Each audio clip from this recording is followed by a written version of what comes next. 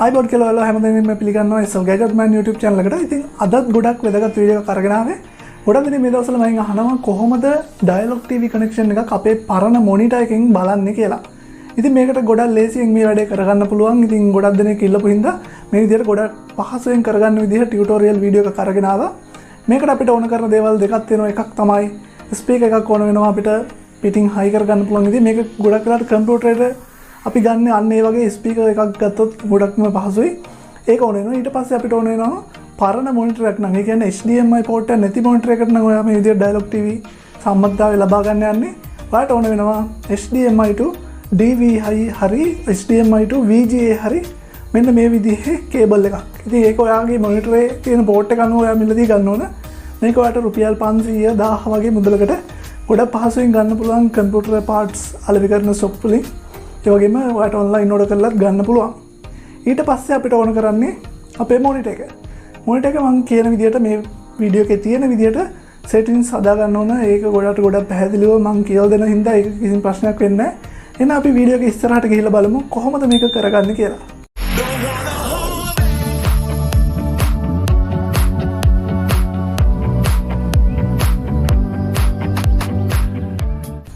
ඔන්න අද වීඩියෝ එකෙන් මම ඔයාලට සෙටප් කරලා පෙන්නන්න යන්නේ මෙන්න මේ වගේ 4S කොටි මොනිටර් එකක්. මේක ගොඩක් වෙලාවට අපි නිකම්ම සම්බන්ධ කරුව ගමන් ඩිස්ප්ලේ එක එන්නේ නැහැ. කියන්නේ ඔයාලට Dialog TV සම්බන්ධතාවයත් එක්ක මේ මොනිටර් එක සෙටප් කරගත්ත ගමන් ඩිෆෝල්ට් ඔයාලට වීඩියෝ අවුට්පුට් එකක් ගන්න බෑ මේ මොනිටර් එකෙන්.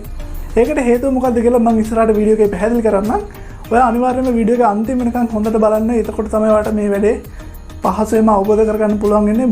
ගොඩක් පොඩි දෙයක් තියෙන්නේ. අනිවාර්යයෙන්ම වීඩියෝ එක අන්තිම වෙනකන් බලන්න.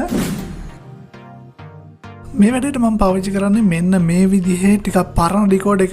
සමහරට අලුතෙන් ඩිකෝඩ් එක මීට වඩා වෙනස් වෙන්න පුළුවන්. හැබැයි ක්‍රියාකාරීත්වය සහ මෙනු එක වගේ වෙන්න පුළුවන්.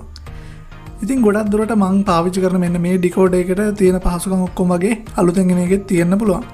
මම මෙන්න මේ විදිහේ VGA to HDMI එහෙම නැත්නම් HDMI to VGA කන්වර්ට් එකක් තමයි පාවිච්චි කරන්නේ. මේක ඔයාලට ලංකාවේ වෙළඳපොලේ රුපියල් 1000කට එහෙම නැත්නම් ඊටත් අඩුවෙන් සමහර තැන්වල මිලදී ගන්න තියෙනවා. ඉතින් ඔයා කම්පියුටර් ෂොප් එකට ගිහිල්ලා ඇහුවොත් එහෙම අනිවාර්යයෙන් මේකක් හොයාගන්න පුළුවන්. ඊළඟට අපිට ඕන වෙන්නේ ස්පීකර් එකක්. මම මෙන්න මේ විදිහේ පරණ ස්පීකර් එකක් තමයි පාවිච්චි කරන්නේ. මගේ PC එකට ගත්ත එකක් කලින්. ඉතින් මේකෙන් ඔයාට මේ වැඩේ කරගන්න පුළුවන්. ඔඩියෝ අවුට්පුට් එක ගන්න පුළුවන් මේ ඩිකෝඩර් එකෙන්. මේක එක පැත්තක ඔඩියෝ පෝට් එකක් තියෙනවා. අනිත් පැත්තේ පවර් සප්ලයි එකට සම්බන්ධ කරන කේබල් එකක් තියෙනවා. මම කලින් කිව්වා වගේ මම මේ විදිහට 4S කොටු මොනිටර් එකක් තමයි තෝරගන්නේ. මේක ගොඩක් අඩු මුදලට ගන්න පුළුවන් මොනිටර් එකක්. මේක රුපියල් 3500 ඉඳන් උඩට තියෙනවා රුපියල් 6000ට මෙන්න මේ වගේ මුදලකට ඔයාලට සෑහෙන්න වටින මොනිටර් එකක් තමයි මේක. උදාහරණයක් විදිහට ඔයා පොඩි ගෙදරක නම් ඉතින් ඔයාලට මේක ගොඩක්ම ප්‍රයෝජනවත්. ඔයාලට ලොකු ටීවී ගන්න ඕනේ නැහැ. ලොකු ගණන් දීලා මේ වගේ පොඩි මොනිටර් එකක් ගත්තොත් මේ වැඩේ කරගන්න පුළුවන්. ඊට අමතරව ගොඩක් පරණ PC තියෙන කට්ටියට මේ වගේ මොනිටර් අනිවාර්යයෙන්ම ඇති වැඩිපුරත් එක්ක. හරි දැන් අපි බලමු මෙන්න මේ විදිහට ඔඩියෝ පෝට් එක සම්බන්ධ කරන විදිය. මේකේ ඩිකෝඩර් එකේ පිටිපස්සේ තියෙනවා ඔඩියෝ පෝට් එක. ඒකට අපි අර ස්පීකර් එකේ ඔඩියෝ අවුට්පුට් කේබල් එක ඔඩියෝ ඉන්පුට් කේබල් එක ප්ලග් කරන්න ඕනේ. එතකොට කෙලින්ම අපිට ඩිකෝඩර් එකෙන් ඔඩියෝ ගන්න පුළුවන් අපේ මෙන්න මේ ස්පීකර් එකට. මම මෙතනදී සවුන්ඩ් මියුට් කරලා තියෙන්නේ මොකද මම කියන දේවල් ඇහෙන්නේ නැති හින්දා. මෙන්න මේ විදිහට ඔයාලට දැන් බලා ගන්න පුළුවන් මේ ස්පීකර් එක වැඩ කරනවා. මේ කඩදාසි උඩ යනවා. ඒකෙන් ඔයාලට මේක පැහැදිලිව පේනවා ඇති. හරි. ඊළඟට අපිට ඕන කරන්නේ අපේ මේ කන්වර්ටර් කේබල් එක අපේ VGA පෝට් එකත් එක්ක සම්බන්ධ කරගන්න. හරි. මෙන්න මේ විදිහට මම මොනිටර් එකේ VGA කේබල් එක සහ පවර් කේබල් එක ගත්තා. මම පවර් සප්ලයි එක දෙන්නම් දැන්. හරි. ඔන්න මොනිටර් එක ඔන්න උනා. හරි. මෙන්න මේ විදිහට අපේ කන්වර්ටර් එකට VGA කේබල් එක ප්ලග් කරගන්න ඕන. හරි. මං ගාව තියෙන්නේ මේ පරණ කන්වර්ටර් එකක්. ඒක සමහර තැන් ගහලා තියෙන්නේ. උනට වැඩ කරනවා. හරි. ඔන්න අපි දැන් TV එකේ HDMI කේබල් එක අලවලා තියෙන්නේ. දැන් අපි අපේ කන්වර්ටර් එකේ HDMI පැත්ත ඩිකෝඩර් එකට ප්ලග් කරගමු. හරි. ඔන්න දැන් මම මේක ප්ලග් කරගන්නවා. එතකොට අපිට බලා ගන්න පුළුවන් ඒ ස්ක්‍රීන් එක. මොකද මම මේක කලින් සෙටප් කරගත්ත හින්දා.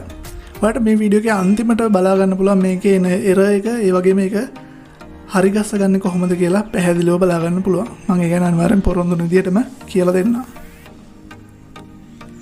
හරි මෙන්න මේ විදිහට තමයි ඔන්න TV බලන්නේ මොනිටර් එකෙන් රුපියල් 10000කට අඩුවෙන් TV බලන්න ක්‍රමය තමයි මේ කියලා දුන්නේ. ඕනම channel එකක් වැඩ කරනවා කිසිම ප්‍රශ්නයක් නැහැ. sound අවුලක් නැහැ. TV එකටත් වඩා හොඳට sound එනවා මේ වගේ external speaker set එක සම්බන්ධ කරාන් පස්සේ. ගොඩක් සින්දු අහන කට්ටියට එහෙම ගොඩක් හොඳට audio output එකක් ගන්න පුළුවන්. මෙන්න මේක තමයි ඔයා ඉස්සෙල්ලා මේ වගේ මොනිටර් එකක් මේ decoder එකට සම්බන්ධ කරාම එන error එක. මේක හරි ගස්ස ගන්න විදිය මම දැන් පැහැදිලිව කියලා දෙන්නම් ඔයාලට. මේකේ resolution එක අපේ decoder එකේ resolution එකත් එක්ක match වෙන්නේ නැහැ කියලා තමයි මෙතන පෙන්නන්නේ. මොකද මේක 4S කොටු මොනිටර් එකක් හින්දා. මේක අපි වැඩ කරන විදියට හදාගන්නේ කොහොමද? මේක තමයි ගොඩක් කට්ටියට තියෙන ප්‍රශ්නේ. ඔන්න එහෙනම් අපි දැන් මේක හදාගන්න විදිය තමයි කතා කරන්න යන්නේ. අපිට මේකට හැබැයි TV එකක් ඕන වෙනවා. මොකද මේකේ settings හදාගන්න display එක එන්න ඕනේ. ඉතින් ඒ හින්දා TV එකක් අනිවාර්යයෙන්ම තියෙන්න ඕනේ. ඔයාලට ඕනනම් මේක ළඟපහත ගෙදරකට ගිහිල්ලා ඔයාලා ගෙදර TV එකක් නැත්නම් ළඟපහත ගෙදරකට ගිහිල්ලා මේ settings ටික හදාගෙන ඇවිල්ලා මේ වගේ මොනිටර් එකකට plug කරගන්න පුළුවන්. මුලින්ම මේ විදිහට decoder එකේ settings වලට ගිහිල්ලා advanced settings ගන්න. ඊට පස්සේ AV settings කියලා තියෙනවා. එතන උඩම තියෙනවා PAL කියලා තමයි normally decoder එකේ select කරලා තියෙන්නේ. එතනට ඔයා NTFS කියලා select කරන්න ඕන. NTSC කියලා select කරන්න ඕන. ඒ වගේම පහළ තියෙනවා resolution කියලා. resolution කියන තැනට 720 තෝරන්න ඕන. මෙන්න මේ screen එකේ තියෙන විදිහට තමයි settings ටික හදාගන්න ඕන. එතකොට ඔයාගේ monitor එකෙන් කෙලින්ම video output එක මෙන්න මේ විදිහට ගන්න පුළුවන්. ඉතින් මම හිතනවා ඔයාලට මේ වීඩියෝ එක ගොඩක් ප්‍රයෝජනවත් වෙයි කියලා. ඒ වගේම ඔයාගේ මුදල් ඉතිරි කරගෙන ඔයාගේ පරණ මොනිටර් එකෙන් TV බලන්නත් පුළුවන් වේවි. මේක ඔයාට LCD මොනිටර් වලට වගේම CRT මොනිටර් වලට, ඒ කියන්නේ අර ගෙඩිය වගේ තියෙන මොනිටර් වලට කිසිම ප්‍රශ්නයක් නැතුව මේ විදිහට කරගන්න පුළුවන්. අත්දැක බලන්න එනම් කොහොමද මේකේ ප්‍රතිඵල කියලා අනිවාර්යෙන්ම කමෙන්ට් එකකුත් දාන්න. ගොඩක් දෙනෙක් අහපු හින්දා මේ දවස්වල මැච් එකකින් බලන හින්දා ඔන්න මේ වීඩියෝ එක ප්‍රයෝජනවත් වෙයි කියලා හිතනවා. ගොඩක් කට්ටියට වැදගත් වෙයි කියලා හිතනවා. එහෙනම් අපි අලුත්ම මේ විදිහේ තවත් වීඩියෝ එකකින් ඉක්මනටම හම්බ වෙමු. මගේ channel එක තාම subscribe කරලා නැත්නම් අනිවාර්යෙන් subscribe කරන්න. මේ වීඩියෝ එක යාළුවන්ටත් වැදගත් වෙයි කියලා හිතනවා නම් අනිවාර්යෙන්ම share කරන්න. එහෙනම් අලුත් වීඩියෝ එකකින් ඉක්මනටම හම්බ වෙමු.